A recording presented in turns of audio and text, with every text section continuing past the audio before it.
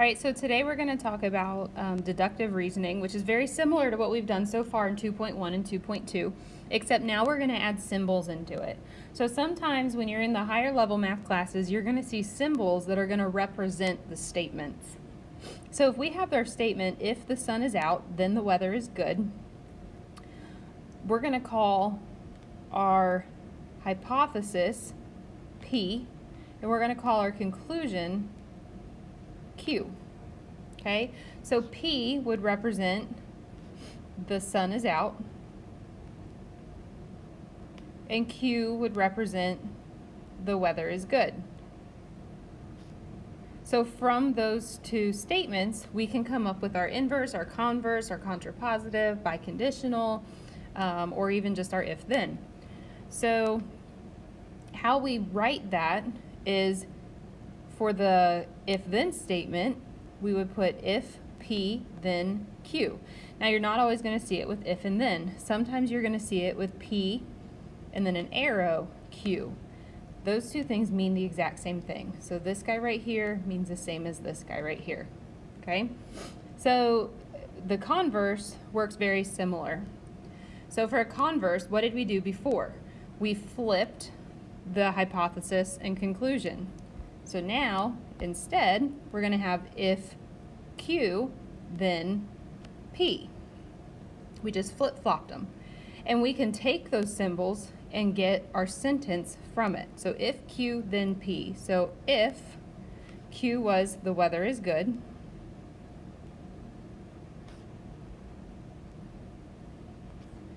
then we have P, the sun is out. Okay, the inverse is very similar. So for the inverse, what did we do? We negated the hypothesis and conclusion. Negated means we added not to it. And how you write that in symbols is a little squiggle line, P, so not P, then not Q. And you can get that into words as well. So if P is the sun is out, so if the sun is not out, then the weather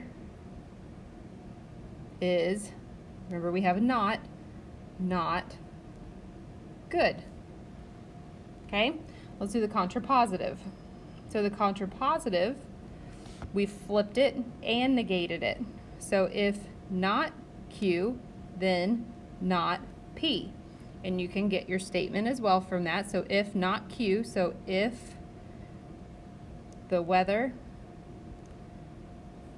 is not good, then the sun is not out.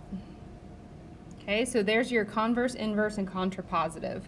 Now let's talk about the biconditional. The biconditional is written a little bit differently.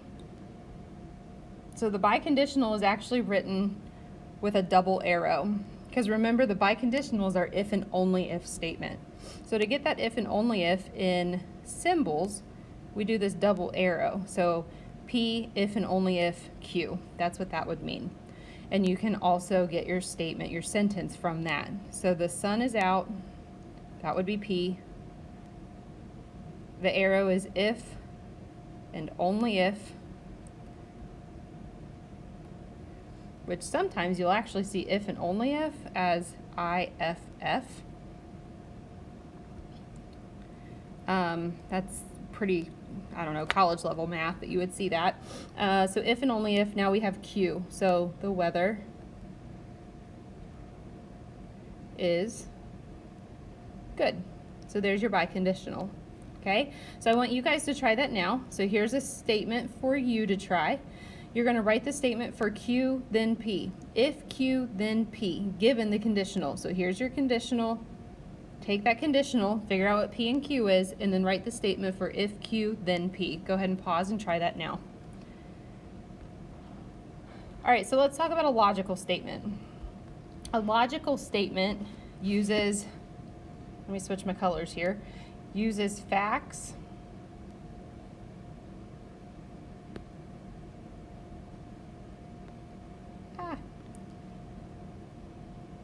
definitions,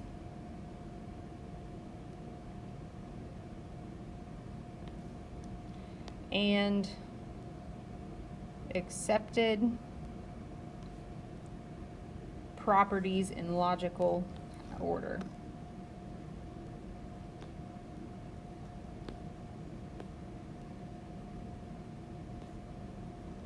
Okay, so now we're going to look at facts, definitions, and order to kind of figure out if things are true and false, and to get different statements from other information that's given to us. So the first thing that we want to look at is a law of detachment. A law of detachment is going to look like this. I'm going to kind of explain it and put it in symbols. So a law of detachment says if P then Q is a true conditional statement,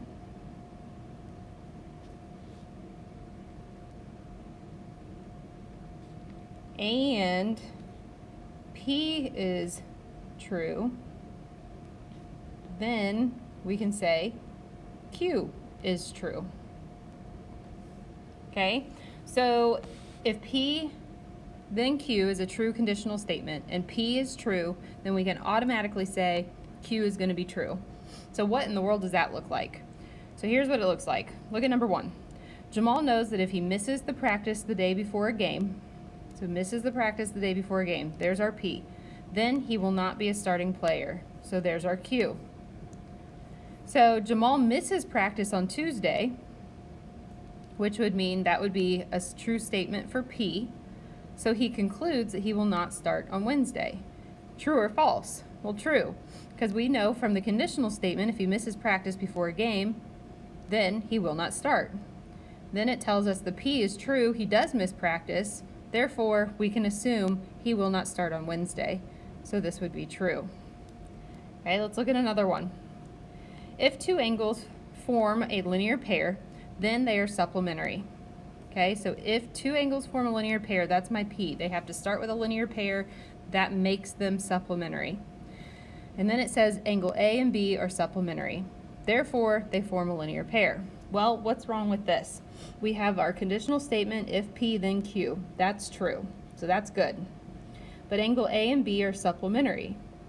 That's Q. So are we allowed to assume that this P would be true? No. That would be false or invalid. Now, anytime we say it's false or invalid, we need to come up with a counterexample. That counterexample is one example that shows that this can be a false statement. So think about supplementary angles. A linear pair means they're on a straight line next to each other, so they add to 180. However, supplementary doesn't mean they have to be on the straight line. We could draw any two angles that add to 180 that are not on a line together. So that would be our counterexample. Now I want you guys to try one like that using the law of detachment. So if two angles are vertical, then they are congruent. And then I'm going to tell you that angle ABC and angle DBE are vertical.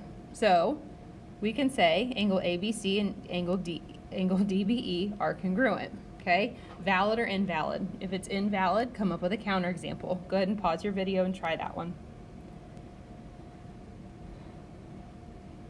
All right, now let's talk about the law of syllogism. So the law of syllogism is a little bit different. Now we're going to have 3 different statements. So instead of just having a P and a Q, we're going to have a P, Q, and R. So the law of syllogism says if P, then Q, and Q, then R are true, then P, then R is also true. Okay, and I know that can be kind of confusing. It'll make sense when we start looking at it. So if P to Q and Q to R are true, then P to R is true. So what does that look like? Let's look at these statements below, 1 through 5, and let's try to come up with a conditional statement using the law of syllogism. So I need to start with a P, and then I go to Q.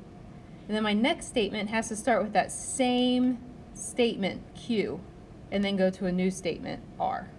Okay, so if a bird is the fastest bird on land, I'm going to label that P. then it is the largest of all birds. There's our Q. So there's our first true statement. Now we need to start with the Q again. I'm just going to follow the pattern from the law of syllogism. So if it's the largest of all birds, all right, so let's look. We have one right here. If a bird is the largest of all birds, that would be Q. Then it is an ostrich. There's our new R statement. So from P to Q, Q to R, what can I jump to? I can jump to P to R. So if a bird is the fastest bird on land, then, and I'm going to jump to R, it is an ostrich.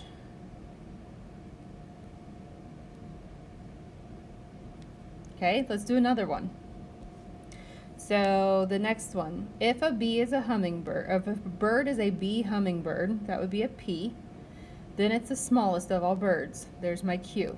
So I need to start with one of my Q's, either the largest bird or smallest of all birds. So what's the next statement say? If a bird is the largest, okay, that doesn't go with smallest, but the fifth statement, if a bird is the smallest of all birds, so there's my Q, then it has a nest the size of a walnut, half shell. So there's my R. So what statement can I jump to? I can start with my P and then go to my R. So if a bird is a bee hummingbird, then it has a nest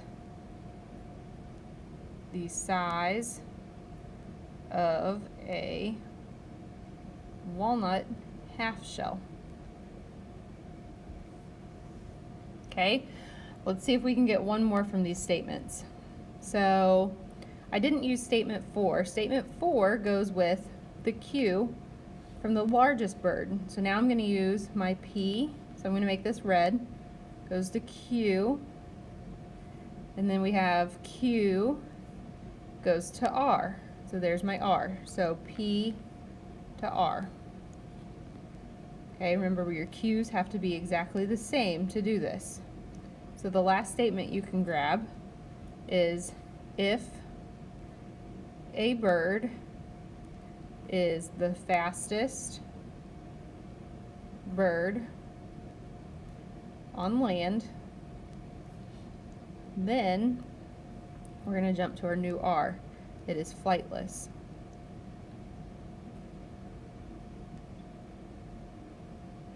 Okay, I know it's a lot of writing, but I do want you guys to practice this because this is important to get our base foundation so that we can learn how, at least how proofs work. So I do want you guys to try this one. So here's your 5 statements. I want you to come up with at least 3 examples of conditional statements that you can jump to using the law of syllogism, just like we have been doing.